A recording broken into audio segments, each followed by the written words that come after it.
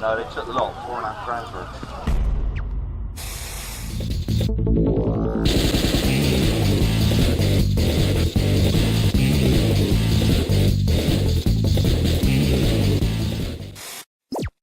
What is going on, guys? Welcome back to the free trading game collection challenge, the series where I look to build a video game collection without spending any money on it. Before we get into that though, I want to apologise for the camera. The audio is probably better, to be fair, but the camera, not so much. Why? Memory card just decided one day to stop working in the middle of a boot sale. In fact, it wasn't even in the middle. It was at the very beginning of the boot sale.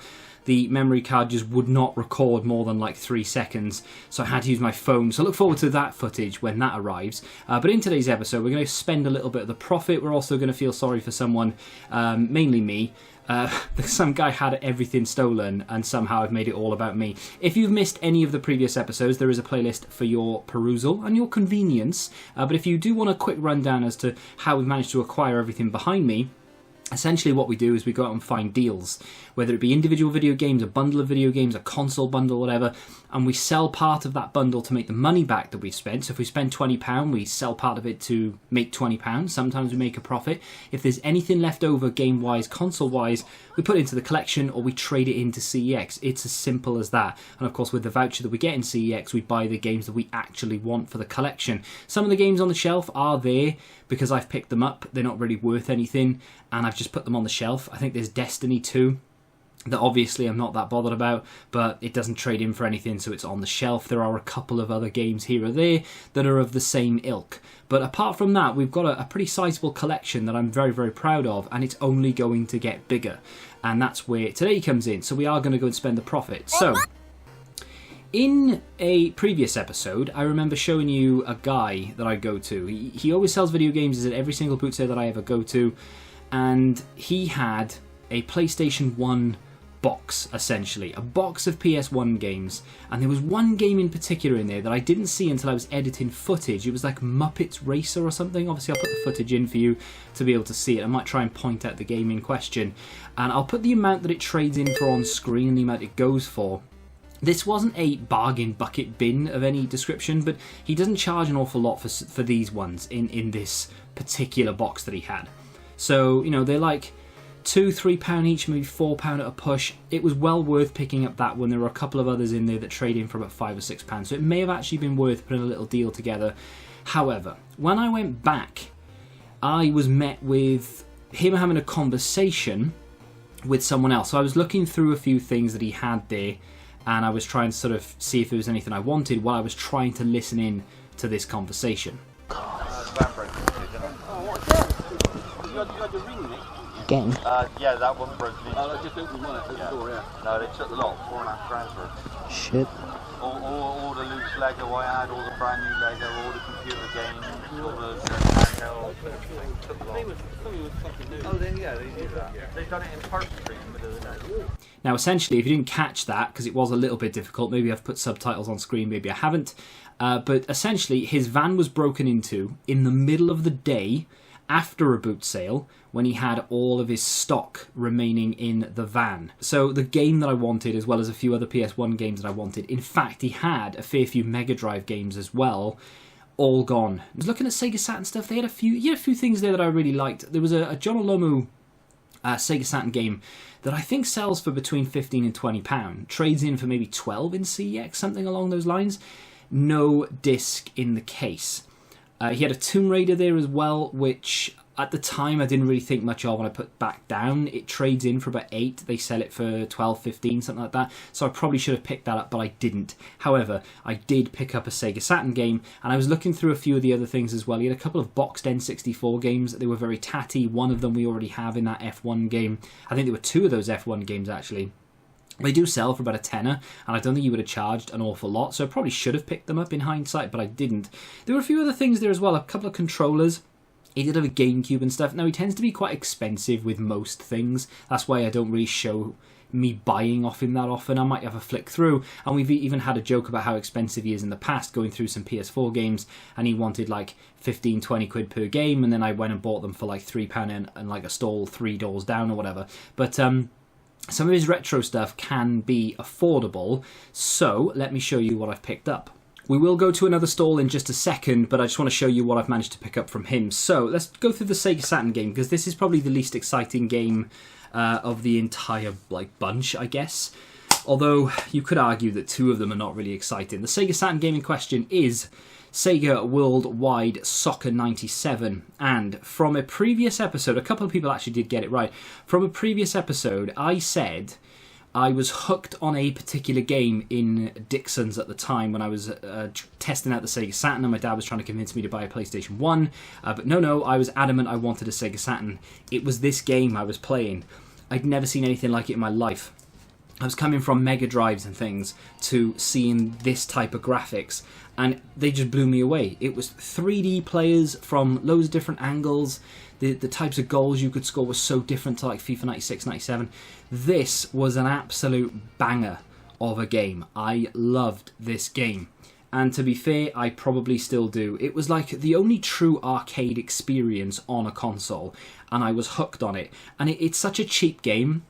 I got it for £2.50 in the end because he gave me two for a fiver. £2.50 for this is not bad. It's worth about a fiver generally, but nowhere really has it. You know, CEX don't tend to stock an awful lot of Sega Saturn games. My local CEX has one Sega Saturn game, and I think it's like Loaded or something, but they never really have any. So any chance I can pick up Sega Saturn games, I will. Not in the best of conditions case-wise, unfortunately, but it will do. Now, the other game I picked up was a Nintendo 64 game. It's kind of the same ilk, but it's boxed, and this boxed in CEX, correct me if I'm wrong, is double figures. I might be wrong in saying that. I'm pretty sure I'm right though. It's at least 10 or 15. But I mentioned last week, N64 boxes, they don't tend to stay together. They either disintegrate completely or they just want to go flat. They never really want to stay together after a certain amount of time if they've not been looked after. This is exactly the same. So I'm not going to take it apart because I won't get it back together again. And it is a cheapie, but it is World Cup 98 box. As you can see, it's just trying to come apart constantly. If I lay anything flat on top of that, it'll go. And you can see it from that corner there. It just wants to fold, so I'm gonna have to try and reinforce it somehow. But that game, not the best game in the world, I won't lie to you. It's not my favourite football game of all time. I actually prefer the road to the World Cup rather than the World Cup with Beckham on the front, but I did enjoy this game. I like the France World Cup as well, actually, so, and obviously I'm a massive football fan, but there it is in all its glory. So I had two of these for £5, which I think is a pretty damn good deal. I was expecting him to be a little bit more expensive than that because it was a boxed N64 game and Saturn stuff. You know, he obviously knows a bit, but he doesn't know a crazy amount. So I think he thinks the older it is, the more expensive it is, just, you know, by association. It's not the way it works, but we got a good deal there. £5 for two of those. I don't know whether I've got that on camera or not. If I have, you've already seen it, but £5 spent so far, not bad. We are going to spend another £6. So, I'm just going to show you the footage of this one because I actually show you the game, I think, and he says the price quite clearly. How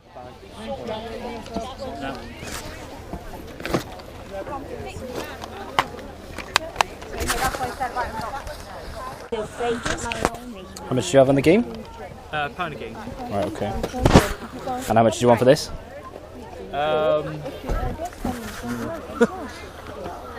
I'll try and get £30 for it. I've Right. got two console controllers as well. Right, okay. And I've got two power packs and Skylanders thing in there as well. Right, okay. No worries.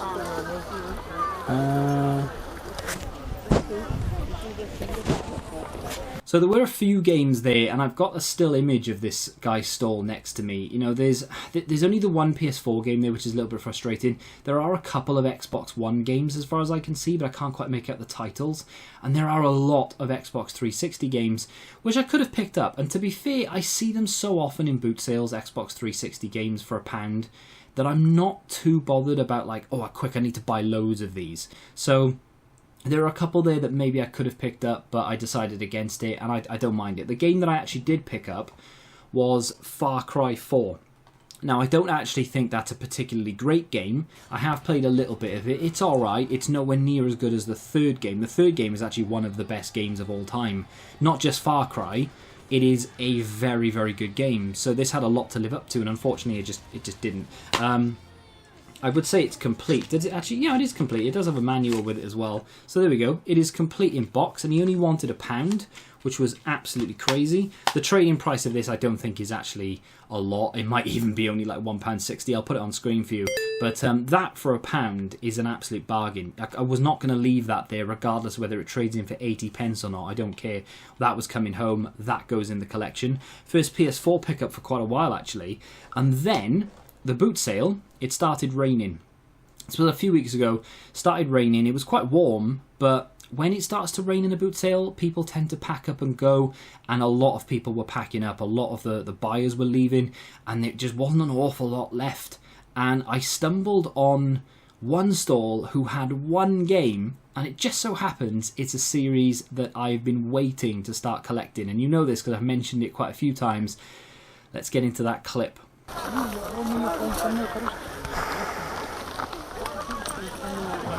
Change? No, yeah. 50p. Yeah, 50. Sound. Thank you. No worries. Thanks, lovely. Thank you. What do you want for that one? Fiver. It's brand new, never been used. So ain't got time to do it anymore. Although I wish I did. Yeah. Thank you. Cheers, thank you, have a good day. Yeah, go on, I'll do that. Alright. And here it is, Resident Evil 2 for £5. This is a £12 game in CEX, so we've saved £7 by buying this in a boot sale. And that is one of the reasons, not the main reason, but it was one of the reasons why I hadn't started collecting the Resi series. I am a huge Resident Evil fan. Love the games.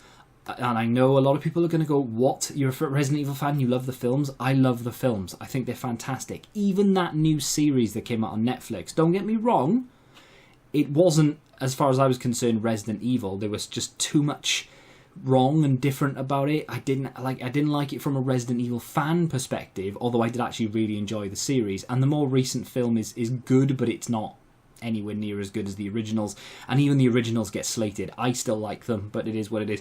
This game though, Resident Evil 2, not the remake, the original, is my favourite Resident Evil game. Big fan of it. It obviously isn't complete, but I don't think this ever did come with a manual, but there's the disc. It's in very good condition. He did say that it was never used. To be fair, I don't believe him, but at the same time, you wouldn't be able to tell that it had or hadn't been used. Love this game. It's not as good as the original. You know, this just goes without saying almost, although I did just say it. But what I would like to do is have all of the remakes from Resident Evil on the PlayStation. Just because it's ease of accessibility to me. You know, I have the PlayStation downstairs, so I can just play them down there rather than having to come up here when I play most of my games downstairs. So, you know, I like to have them all in the same place. So all of the remakes I will get on the PS4. The originals, I am leaning more, and I don't know why, but at the same time, I think it'd be more expensive, but they'll look better, they'll play better, and I kind of prefer the, well, I definitely prefer the cases. I'm thinking GameCube, you know. I know. I'm thinking I'm going to start collecting the sort of first 3 or 4 Resident Evil games. Well, maybe the first 5. So there's 1, 2, Nemesis, 4, obviously. You have to get 4 on a GameCube, because it's just where it originated. And then there's 0, and I think there's like at least 2 others on GameCube. But I want to get as many as I can on that console. We have a Wii that plays GameCube games, so I'm not worried about that. I do need a GameCube controller, so we'll have to address that soon. But I think that's what I want to do. PlayStation, of course, PlayStation 1 have all of the Resident Evil games.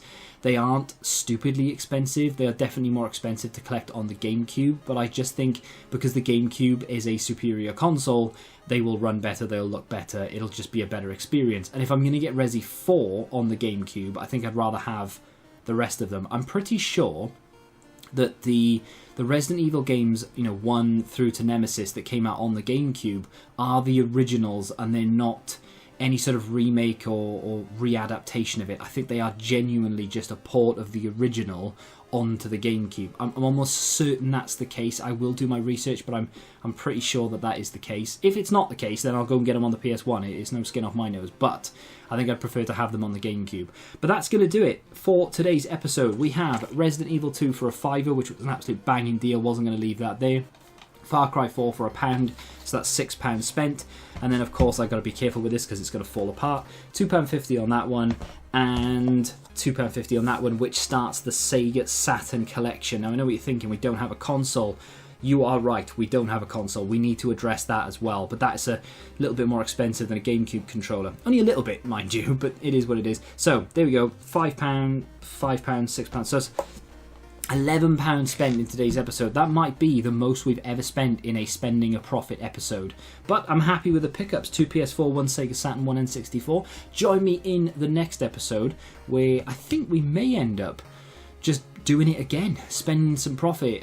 This time I think it will be in CEX because I've got a handful of decent pickups from there. In fact, I've got a stack right behind me of games ready to go into this sort of series, the sort of spending the profit, because I've been seeing quite a lot recently and I've been picking it up. So we may have to do a few of those in a row before we actually go into anything else. But the updated figures are on screen. Collection value has risen slightly, well, quite a lot actually, and obviously the money has gone down by £11, but we're doing well. If you have enjoyed this episode, hit the like button, subscribe to the channel if you're new, and until the next time, goodbye.